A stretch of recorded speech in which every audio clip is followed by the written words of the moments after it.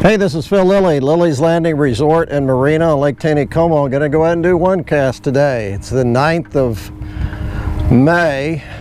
I'll turn around this way. It's the 9th of May, Saturday. They ran 4 units this morning. It's 2 o'clock, 2:30 in the afternoon, Saturday afternoon, and they've got the water off. It's supposed to be off the rest of the day. It's the first time in months. I've had to go back and look. Maybe back in November or even October, they had it off for a half a day. It's supposed to run all day tomorrow, but today they've got it off this afternoon, so I boated up here to the Narrows. Been fishing a little bit. I tried a scud and I caught a couple nice rainbows, but nothing, they weren't hitting it real good, so I put on a little red 14 zebra midge. I don't know if you can see it. It's got a copper head, and I've got it under an indicator about 24 inches, maybe 30. 6X tippet. I just landed a real nice, beautiful rainbow. I'm going to go ahead and put maybe part of that on the end of this, but I'm going to put it on my YouTube channel at Phil Lilley. But I just go ahead and try it again. That's the only fish I caught on the zebra, but I just started fishing it, so got a little boat traffic going through here. It's not too bad on the lake at all as far as traffic. Beautiful day. It's only supposed to get up to about 60. Wind out of the north, but not bad. Fish are coming up and feeding on midges, it looks like, and that's why I went ahead and put on a zebra midge. A zebra midge imitates a midge that's in the larva stage. They swim up from the bottom and molt hatch, and the little worm-like nymphs is what this imitates.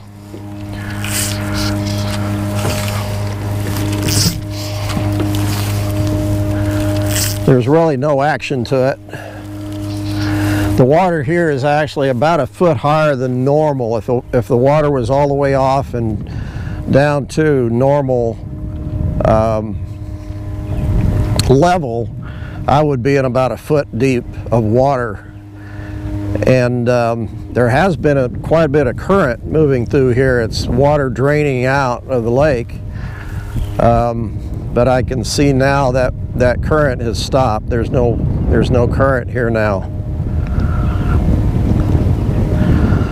But I've had a couple of 3 people go behind me off the channel, and they went on through. It was pretty amazing. The water's high enough. Normally you cannot go back here. It's only a foot and a half, 2 foot deep at the most. I can see fish out there underneath my float. They're looking at the float, actually, I believe.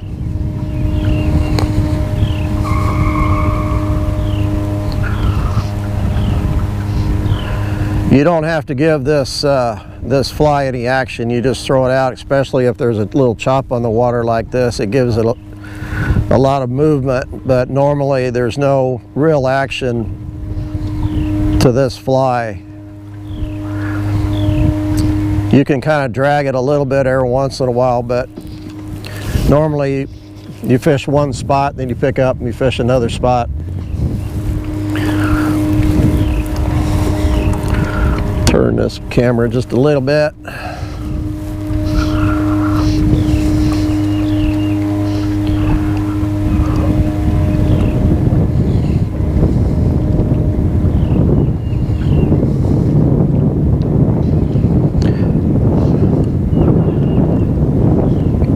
Fishing was a little bit tough for most people this morning because they ran 4 units. It really kicked up a lot of algae. Water was really dirty when they were running it. Dwayne did have a trip. He ended up going down to the fish house down at the landing and fished a pink power worm under a float and ended up catching, I think he said 25.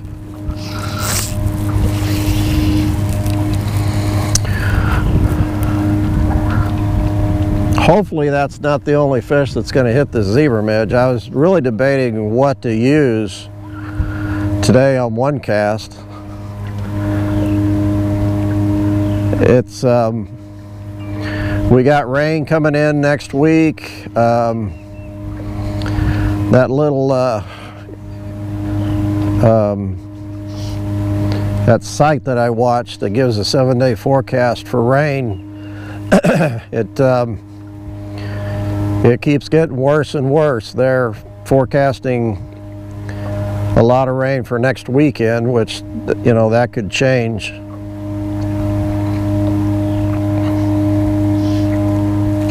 It could get better, it could get worse.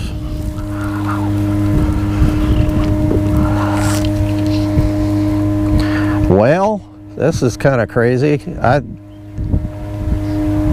thought for sure I could catch a few fish. I'm sitting actually way off the channel. I can't really see the bottom that well. Usually after a lot of generation, of course we've had even floodgates, heavy flow, the bottom in this area especially really changes. Over the years it's gotten this channel has gotten more and more narrow. Oh, there was a bite as soon as I moved it. And the water's deep enough, it's not super clear, that I can't really see if there's how much change it is. It does look like it's deeper, like where I'm sitting.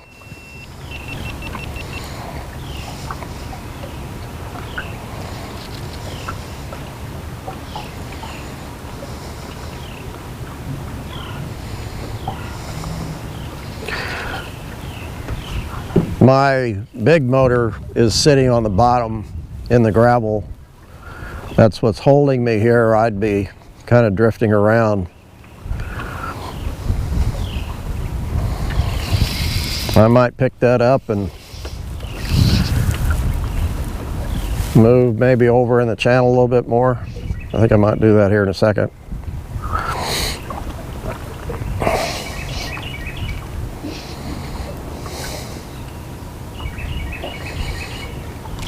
The bite on a zebra midge usually is just the float going under.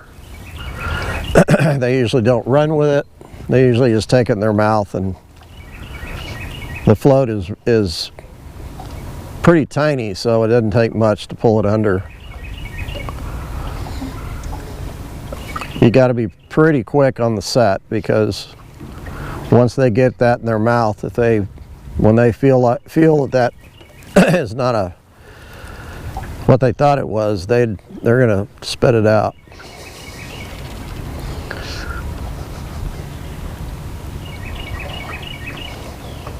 Yeah, I'm gonna have to move. I thought this was gonna be a hot spot.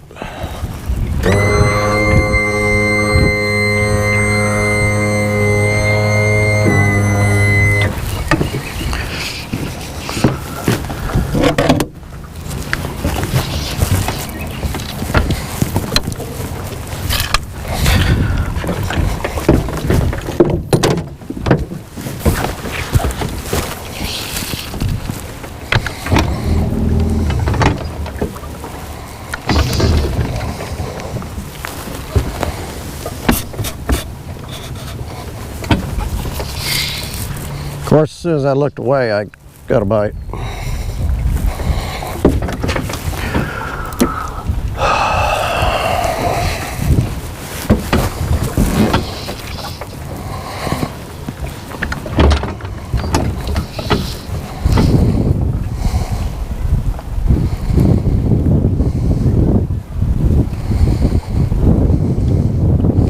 The fish I've seen hit the surface are small, but the fish that I've hooked are big.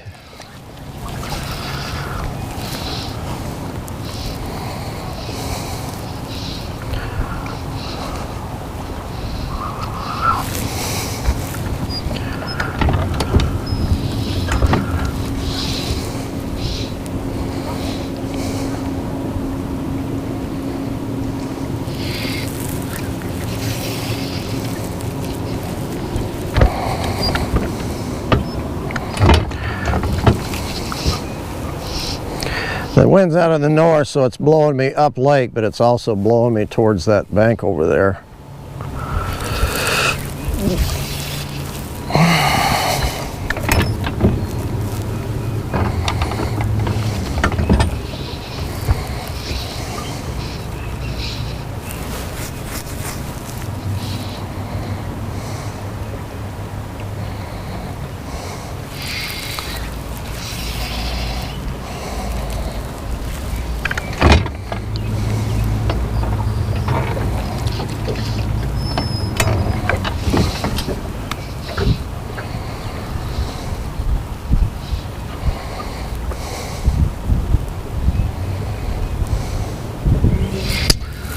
Oh, come on.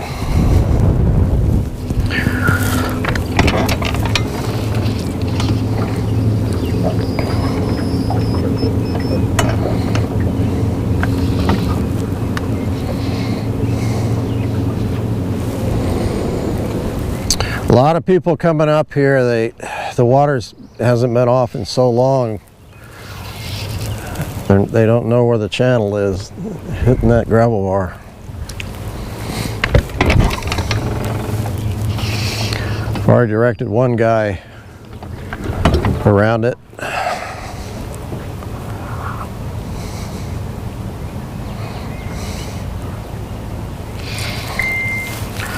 Oh, I just saw a rainbow chase it. Weird. I think it was chasing my float.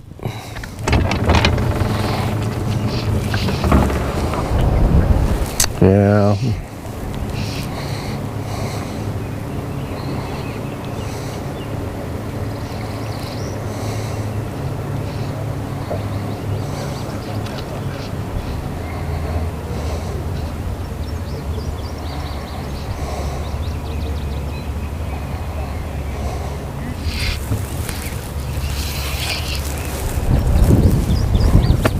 Yeah, I can't tell him.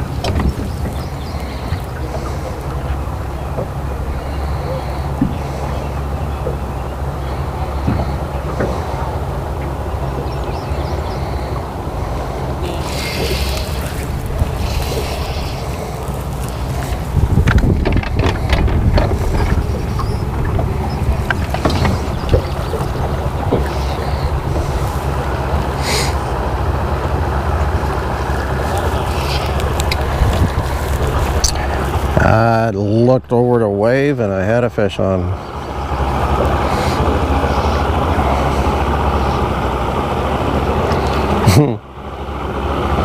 That figures.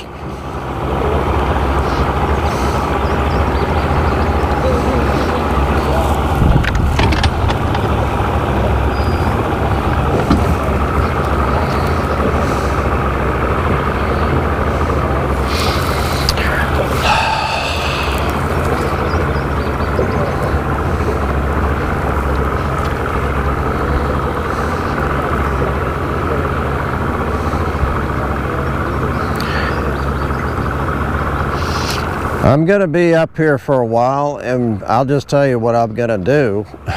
I can't video all afternoon, but I'm gonna switch sizes, colors of zebra midge, probably with this chop on the water and then feeding on midges. I'm gonna strip a, oh my gosh.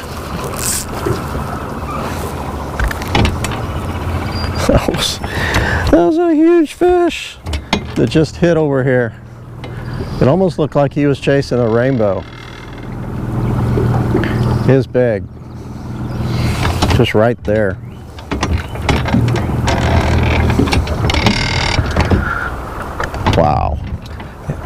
I think I saw a rainbow jumping with that fish.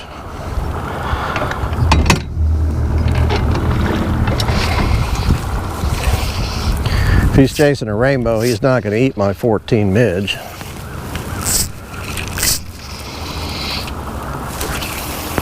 He was right there.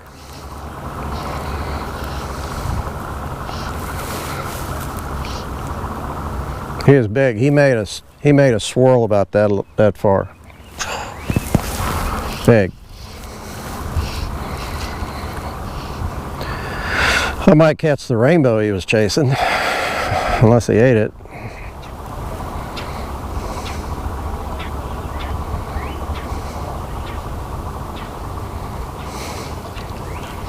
I'm losing my chop.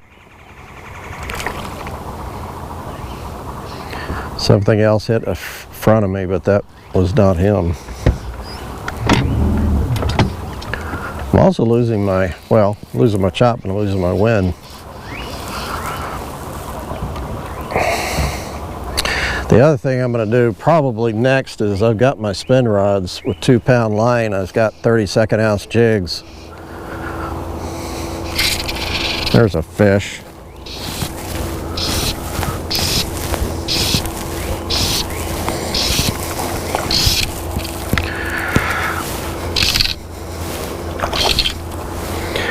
Fishing a zebra midge, if they're not hitting it a lot, you just have to cover a lot of ground if you want to stay with it. But I'd be changing color sizes right now. I wouldn't be staying with this too long because they're just not hitting it that well. I did catch a big fish with it, but it hasn't really turned out to be a hot fly. And I feel like I'm missing my chance of catching fish up here with the water off using something that's, they're not really keying in on. So you'd be switching and switching and switching until you find out what they're going to hit. I really thought that they were going to really be hitting that scud.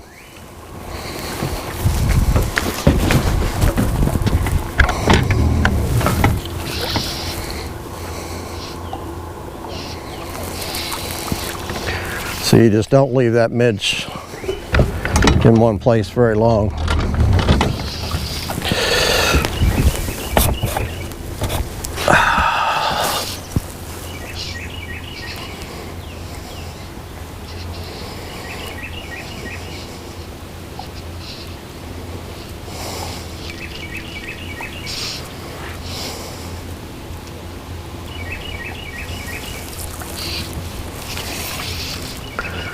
Pick another spot 10 or 12 foot away.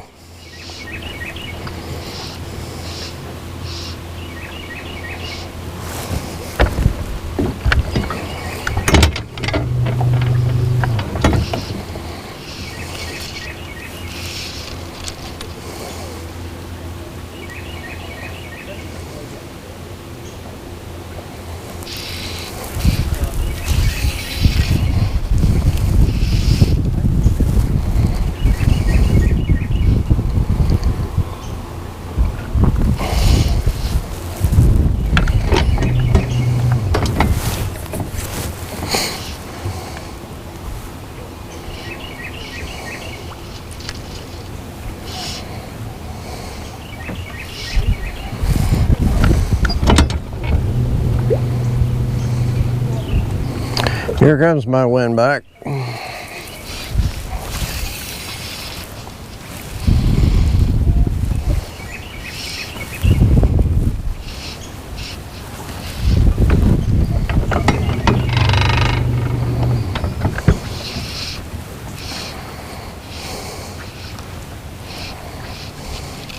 That's the other thing, if they're really midging, if they're really coming up and hitting the surface, you can actually target those fish with your zebra midge. If I saw one come up and midge out in front of me, I'd pick up and I'd throw at where that fish just came up, because you know he's eating a midge, so he should be targeting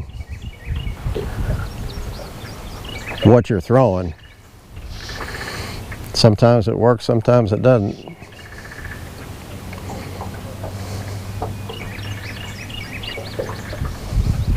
The other thing is I should be doing too. Oh yeah, I still got it. Is I'd probably move that float up and fish this a little deeper.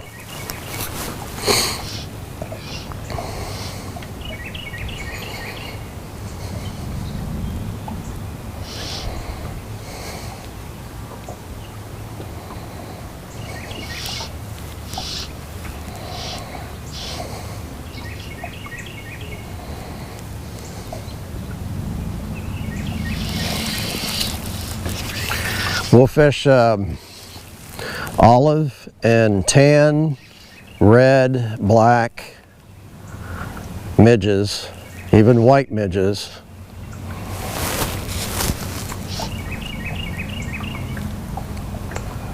Brown, there's a root beer that works real good. And then you got different color heads, black, bronze, silver, copper, and gold.